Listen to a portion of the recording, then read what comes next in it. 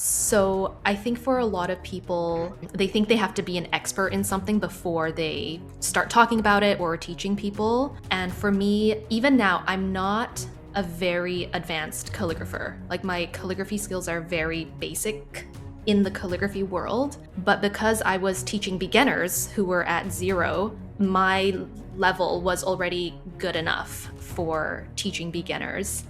So yeah, for anyone out there who's thinking of maybe sharing about their journey or teaching people or training people on something, I think for if you are like a couple steps ahead of the people you're going to teach, that's already enough. Like you don't have to be the top expert.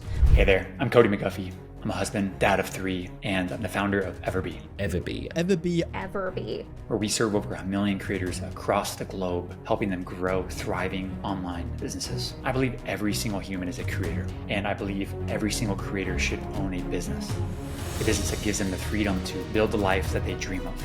Built Online is where creators, entrepreneurs, and leaders get real insights, real stories, and the edge to build something that actually lasts. This is where the next generation of builders get built. Dina, how are you? I am good. How are you? I am excited to be here. I'm grateful for your time.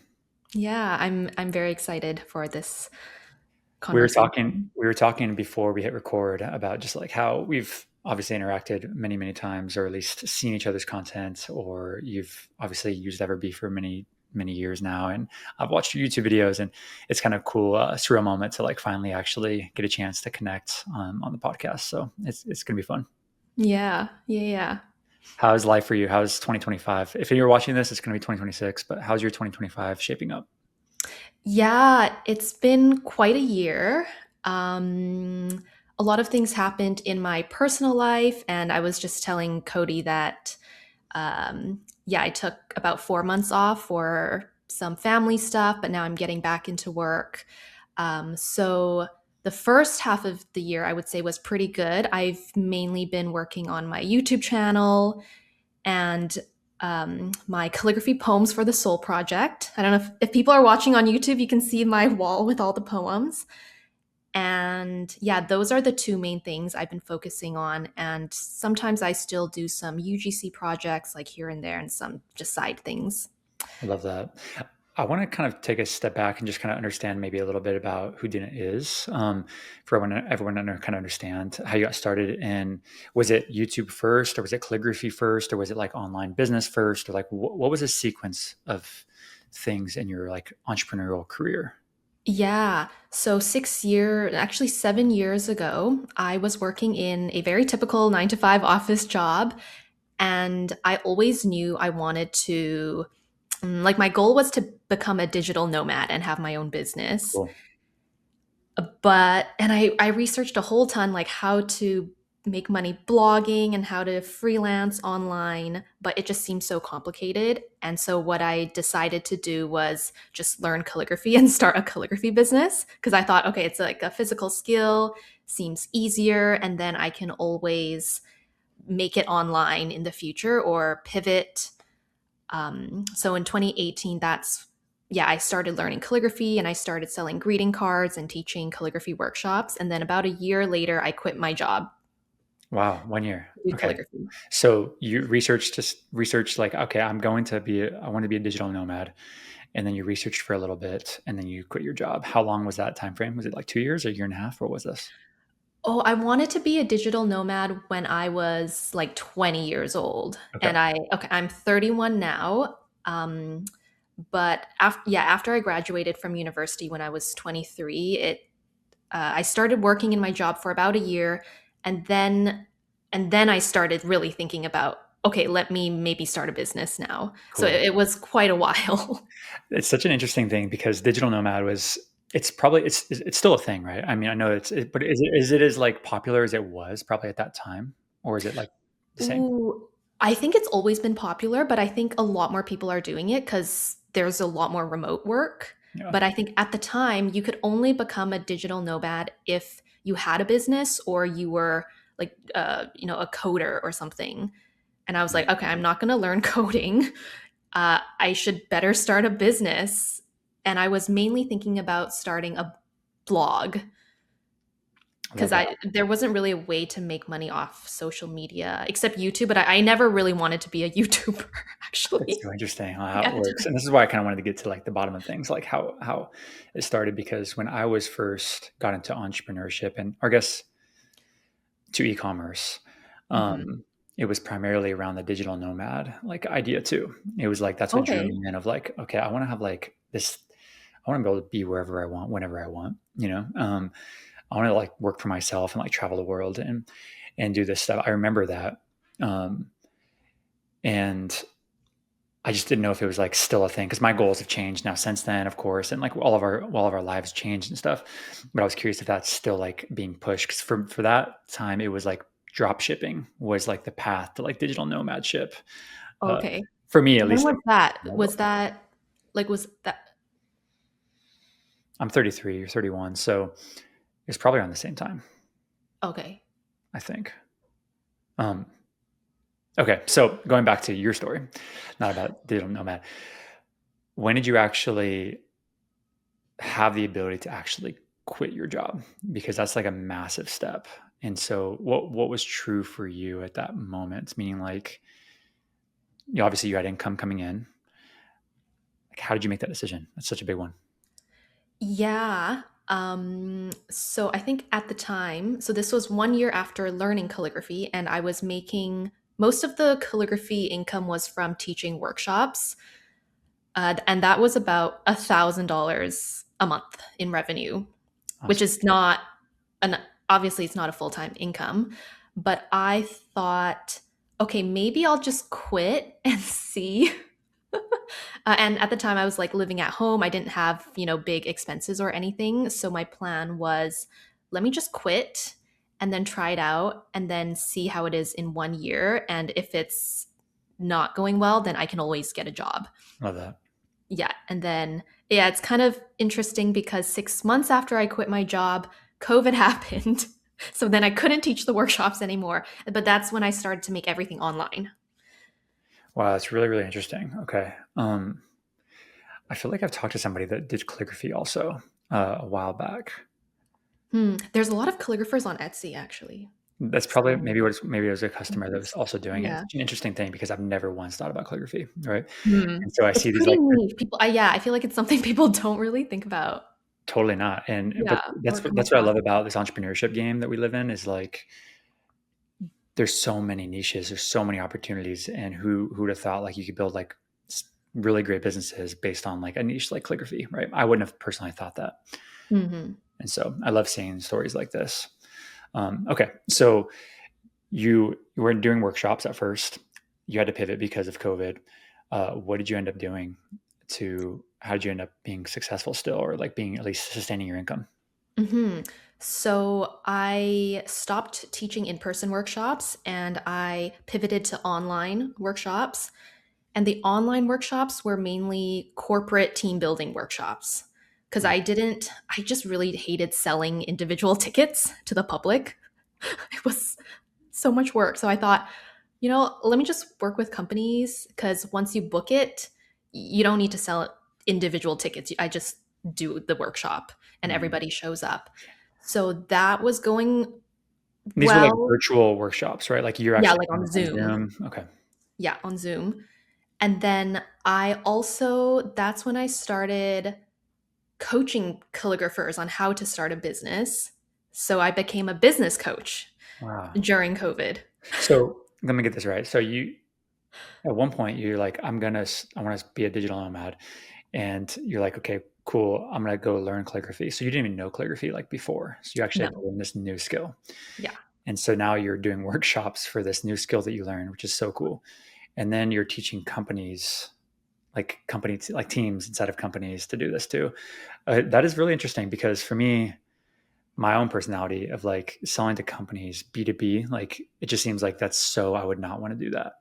And Oh, it's really? you chose that path because I would for sure Yeah. rather just That's sell yeah, that's personal humans. interesting. I guess mine is more of like a fun activity kind of thing.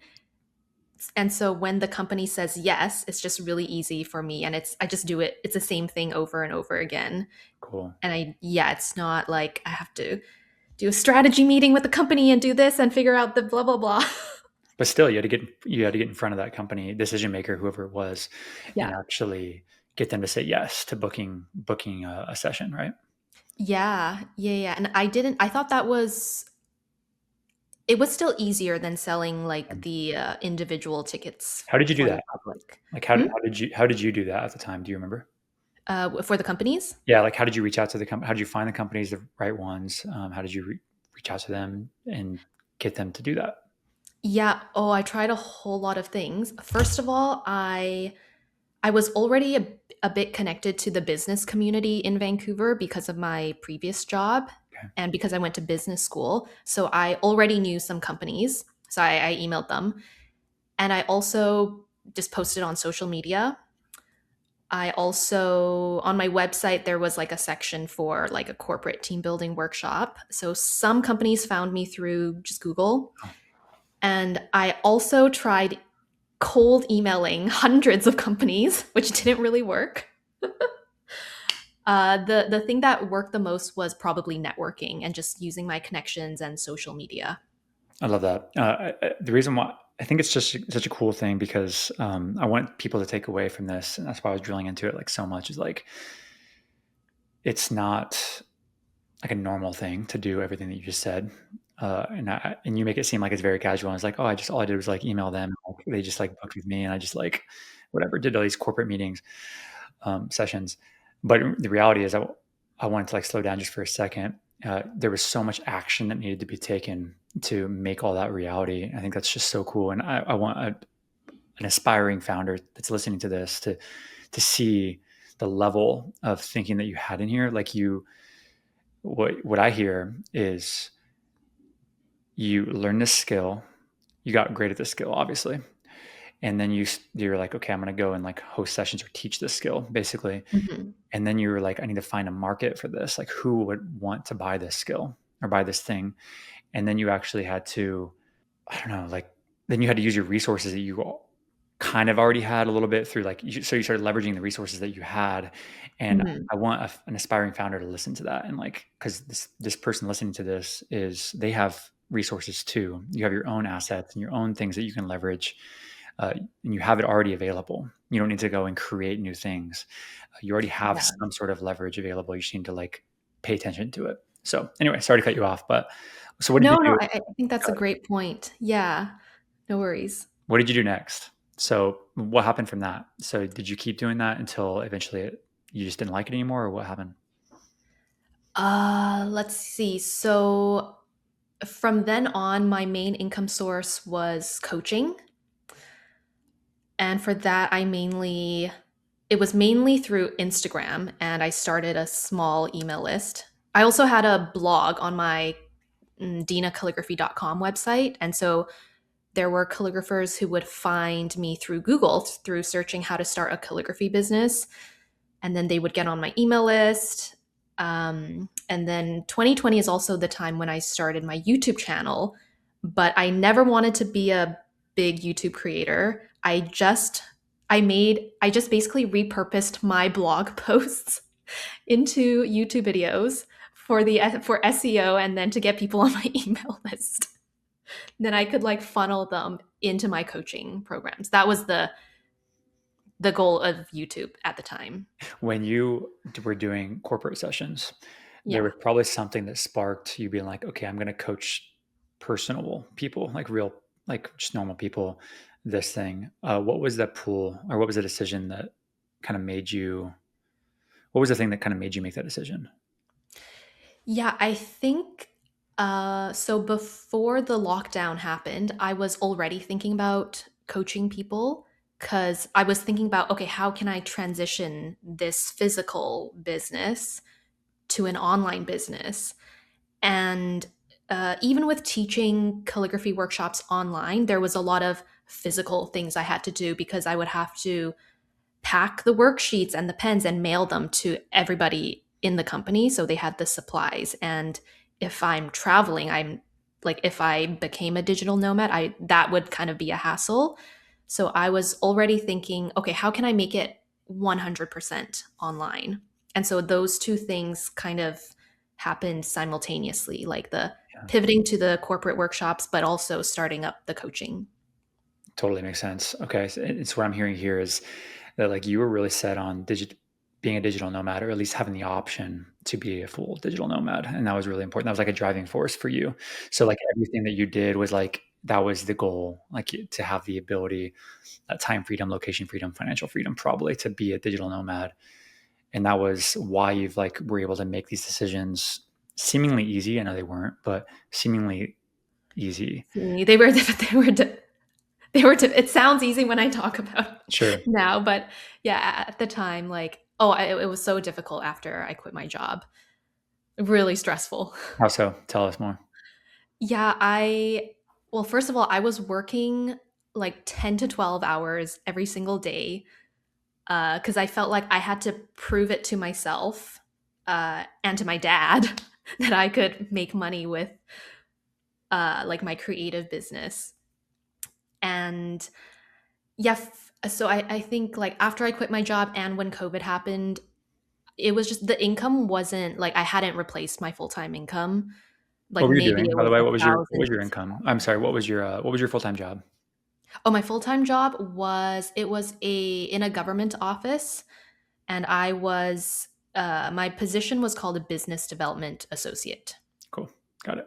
So good job, probably very respectable um, within your family and probably friend group. Yeah, You're stable, like with a stable, pension, totally. And here you are benefits. doing like obviously all of a sudden you're teaching calligraphy courses and like you're doing Yeah. something like literally the opposite of like creative and entrepreneurial, online, all that stuff.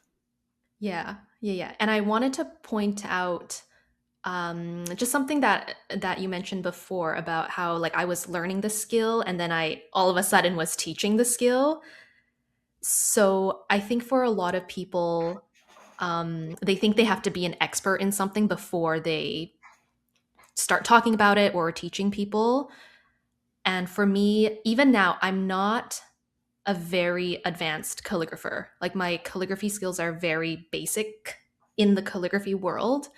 But because I was teaching beginners who were at zero, my level was already good enough for teaching beginners. So, yeah, for anyone out there who's thinking of maybe sharing about their journey or teaching people or training people on something, I think for if you are like a couple steps ahead of the people you're going to teach, that's already enough. Like you don't have to be the top expert.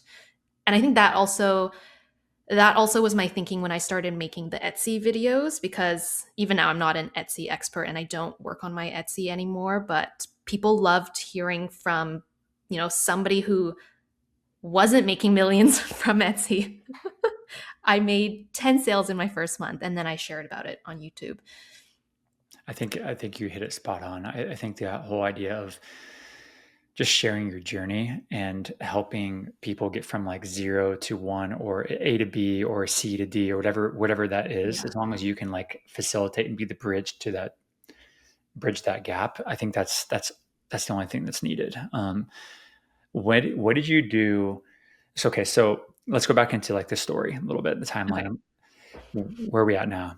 So you've now you pivoted to teaching people purely online, and then what happened from there? So I did that and YouTube I did for about 2 years. So it was one-on-one coaching, group coaching, courses, like the All around whole calligraphy, purely around around calligraphy. how to start a calligraphy business. Okay. And for about a year and a half, all my YouTube videos were mainly about how to make money with calligraphy. Um, and then eventually I started expanding a bit to just creative businesses in general. Um, yeah, so that was happening for about 2 years, and then I always knew I didn't want to be a business coach forever. So that's when I started thinking, okay, what do I want to do? And then, so that was 2022. I decided that, you know what, I want to do what I originally wanted to do, which was become a blogger. And so I thought, okay, but I think maybe now that I have the YouTube, my YouTube is basically like my blog because I'm sharing my journey, I'm sharing tips. I'm just going to focus on YouTube and quit the coaching. And at that time, I was monetized on YouTube already. I think I had about 2,000 or 3,000 subscribers. I was making about $100 on YouTube every month, which is not a lot. So I quit the coaching and then I thought, oh, shoot, I need to make some money while I work on this YouTube thing. And that's when I started doing a whole bunch of these random side hustle things, which included the Etsy shop. It also included trying to do UGC, user generated content. I also um, I also made TikTok videos for a period underwear company in Vancouver. And then I also delivered for Uber Eats. So I was just, trying to make some cash while I focused on the YouTube. So that was 2022. Scrappy, super scrappy. Yeah. Yeah, the idea is that like you have this thing where, okay, I like that you just kind of like, it's respectable when someone can just go all in on something, and this is what you've done probably multiple times now at this stage in your journey. Where you at? I guess I want to ask you where you're at now, but maybe I don't want to skip out parts of the story. So at this point, you're all in on YouTube. You only got 2,000 subscribers and growing probably. Now you're doing like these random videos, kind of like Yeah. Random blogging. things just to make cash. Yep. Door dashing. Then what? Uber Eats. Uber Eats. Okay. Yeah. DoorDash, Uber Eats. And then what? Yeah. Okay. So this is where the Etsy comes in. So I started selling Canva templates on Etsy. And then I made a YouTube video sharing about my first month on Etsy. And here are the results, which were I made 10 sales and I posted that on YouTube. And then suddenly that video just started getting a lot of views and I started to grow. And within a month, I went from 4,000 subscribers to 10,000 subscribers. And then I think my YouTube income was suddenly like $1,000 a month or something. And my Etsy shop never made a ton of money, but it really helped my YouTube grow. Hmm. And so after my YouTube hit 10,000 subscribers, I booked a one-way ticket to Vietnam. I love And I that. was like, I can finally digital nomad now. That was it when you hit 10K. Pardon? That was when you hit 10K subscribers. Yeah, 10K subscribers, and I was making some I guess passive income from YouTube. And I thought, and then at that time I was also like recently out of a long-term relationship, and so I was like, okay, this is the time now to finally try the digital nomading thing. I love this. And how are you still doing it? Digital nomading? No, so I did it for 7 months, and it was amazing. And I did like subscriber meetups and like I continued to make the Etsy videos and I went to a whole bunch of places. And then it got a bit, and then I think I did enough of it. I was like, I want to go home. I miss my friends and my cat and all my clothing. And so I came back after 7 months. And since then, I don't think I want to be a digital nomad anymore. I think I want to be more rooted here in Vancouver. But I still love traveling. So my plan is to travel like for 1 to 2 months in the winter when it's like raining in Vancouver. And then, yeah, so no more digital nomading. I think I reached the goal, I achieved it. And then now I know what it's like. I don't want to do it full time. Did you feel any, so you have this goal for so many years and you eventually reach this goal and you use it, you like do this goal for like 7 months. And then you come back home. What did you feel like after that? Was it like a sense of relief, like achievements? Or was it a sense of, wow, okay, so what's my purpose now? Or a mixture of both? Like, did you experience anything like that? Yeah, I think it was a mixture. I was super proud of myself for getting there, like reaching my goal, which that I had for 8 to 9 years. And then after I came back, it was kind of like, yeah, what do I do now? What do I do now? I achieved the goal. Yeah, so it was a mix. Interesting. And then where did that leave you? Or what is it now? Like, is it, Yeah. did you set a new goal? Did you like, what's the goal now? Yeah, so since then, which was about 2 years ago, so I continued with the YouTube, and then with the Etsy, I kind of felt like I didn't really want to make templates anymore and sell them. Um, yeah, I felt like I think deep down I knew I wanted to do that something like sharing my experiences with people and helping people in a more tangible way, I think, not just like through Etsy. Like my templates did help people, but I wanted to see the impact with my own eyes and like Okay. connect with people. So in 2020, let me think, when was it? 2023. So I was still doing the YouTube, and then I had this idea to start this calligraphy project, which it was the poem project. Uh, like I still loved doing calligraphy, but I noticed that like I didn't like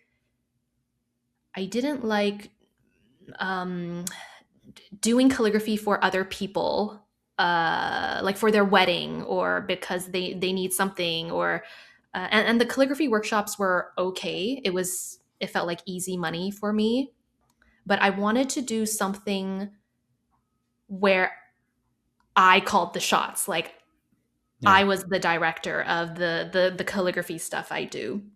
So I had this idea to write poems for people based on requests that they send me.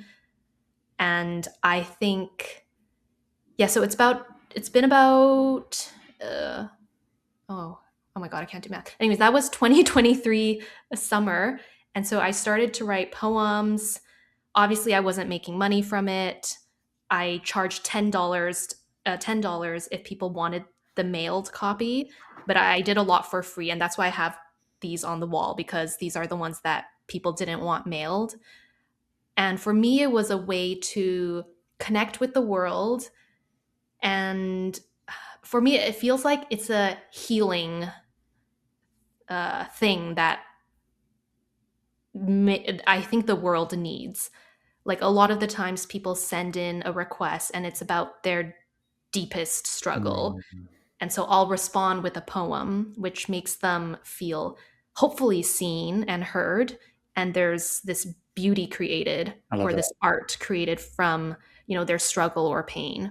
And so right now it's been a struggle. Like I've had a lot of imposter syndrome with poetry writing and making the videos, but in 2026 that's going to be my focus. So the poems and the YouTube. And hopefully the poems will maybe go viral at some When, point. where can people find like where can people like put a request in for a poem?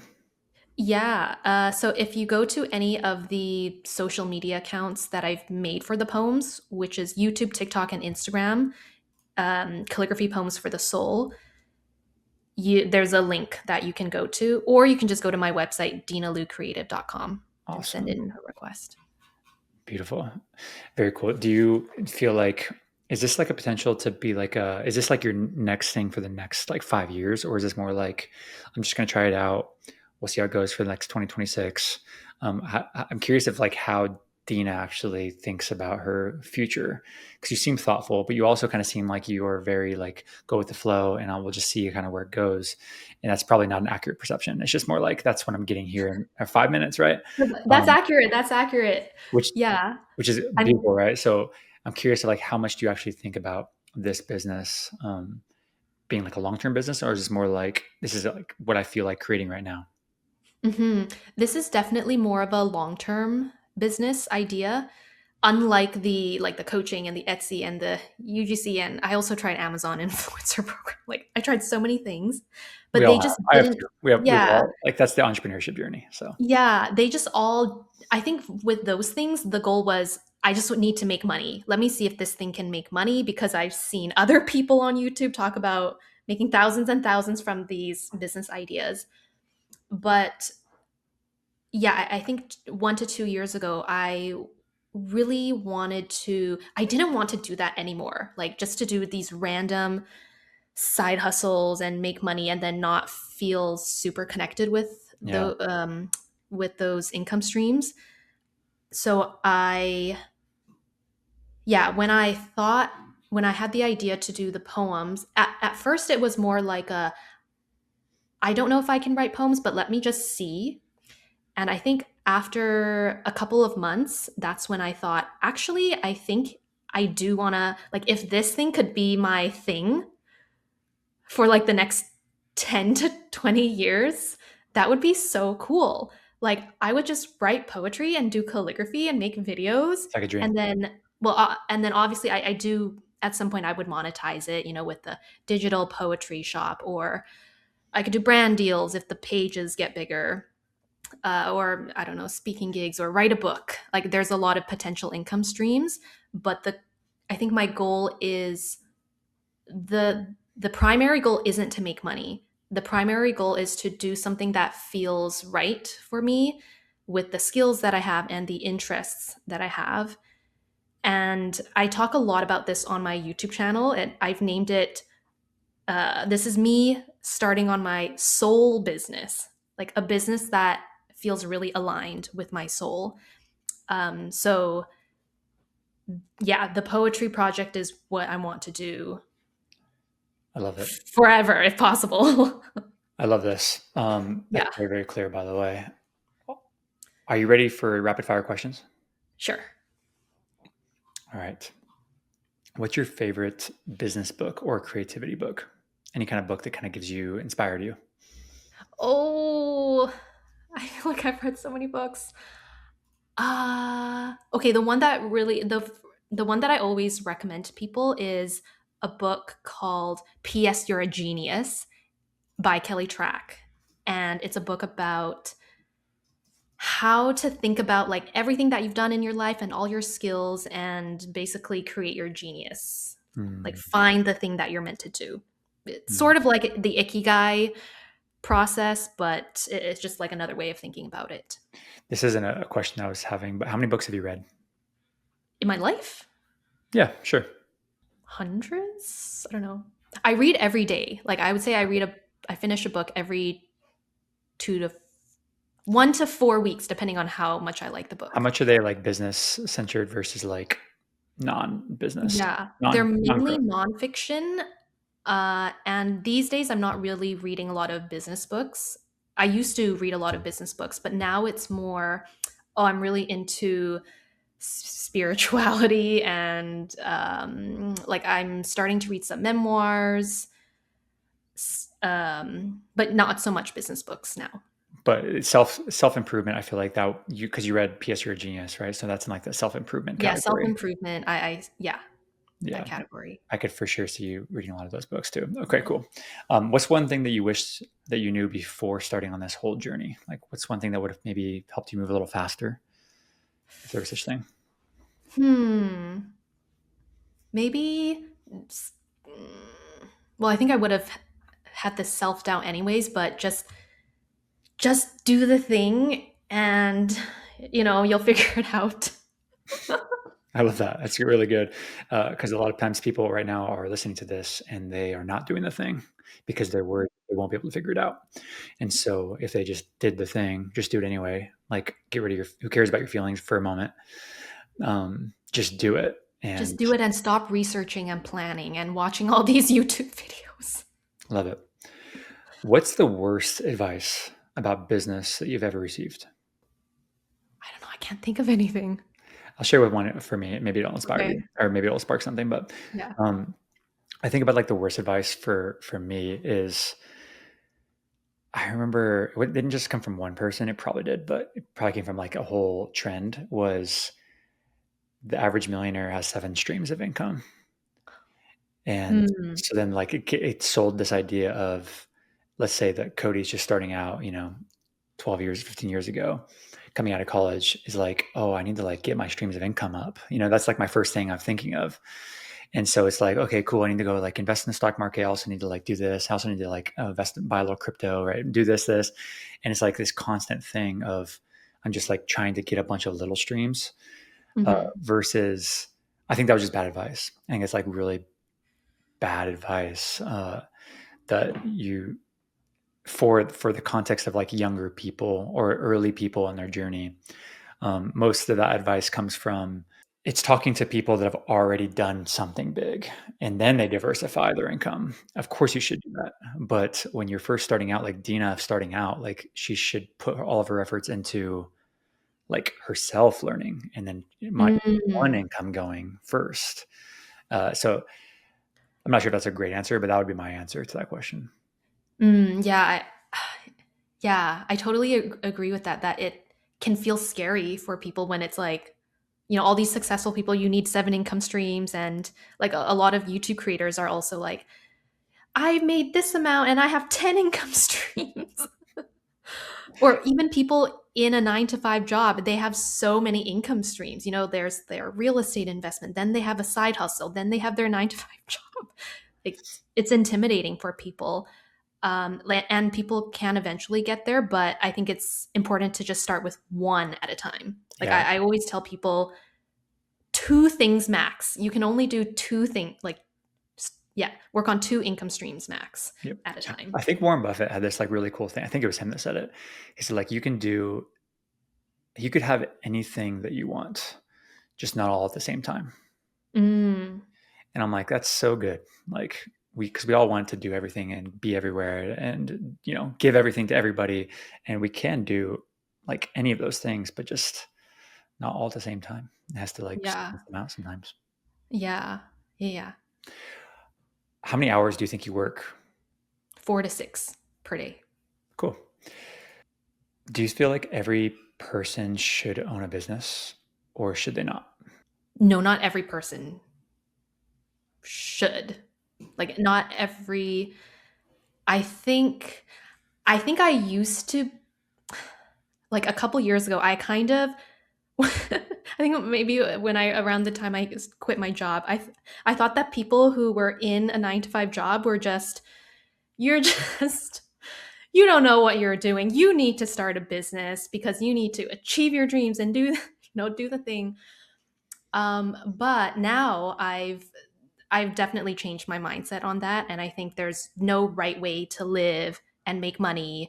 And I have a lot of friends who are, well, most of my friends are in a job and they're really happy. Like, they go do the job, they have their stable income and their benefits, and then they have so much time to do other things in their life. Hmm. And I think that's a really good way to live. But on the other hand, starting a business and creating something of your own is really satisfying in its own way. And so I think whatever people want to do, like how they want to live, you don't have to start it. There's a lot of different ways. You Yeah. don't even need to have a job or a business. You could. Do nothing. Eat a sandwich. Mhm. Um, I do feel like, Yeah. yes, I agree with this, of course. I also, at the same time, I feel like there's this other side of like, I found that people that kind of only do that, like only live in the moment, like they're usually the ones that are most susceptible to like hardships later on when like the tides turn a little bit or something shakes Mm. them up. For example, like with COVID happened, right? And people getting laid off. Um, Mhm. like there are things I feel like I encourage people to like, you don't have to be a full-time entrepreneur, but like you should for sure have something there that you've been building and you're working on, whether it's your own skills, like new skills, or ideally your own, like a separate income that's independent of your job. Because I feel like you put yourself at like a big risk, and if you have a family, I think you put your family at risk when Mm. Yeah. you're only relying on your job. Because at the end of the day, like that job can go away. I think the job can go away faster than your business, typically, in my opinion, depending on the business, of course. Yeah. No, I think I agree with that. I guess it depends what kind of job. If it's like a tech job, that's obviously not as secure as before. But for people who are like plumber or like more like the trades, I think that, Like a nurse, for example, like it's not yeah, nurse, like though, yeah, healthcare, those are a lot more stable. So I think it depends. But I do think in general, it is a good idea to at least think about like different income streams, or if it's not a side hustle, then what about real estate, or what about, there's a lot of ways I think people can do that. totally. Yeah, and protect themselves. Where can people find you and connect with you and learn more from you and about you? Yeah, so I'm mainly on YouTube, so just search Dina Lu. I also have a website, dinalucreative.com. And I'm also sort of active on my personal Instagram, Dina D. Lu. And for the calligraphy poems, it's Calligraphy Poems for the Soul on any social media platform. Amazing. For anyone listening to this or watching this, all those links, all Dina's links will be in the show notes or the YouTube description below. But yeah, thank you, Dina, for coming on. It's been a pleasure and I appreciate you and wish you the best of luck with everything, but I'm sure we'll continue to stay connected. Thank you so much, Cody. It's been Awesome. great. Talk to you in a bit.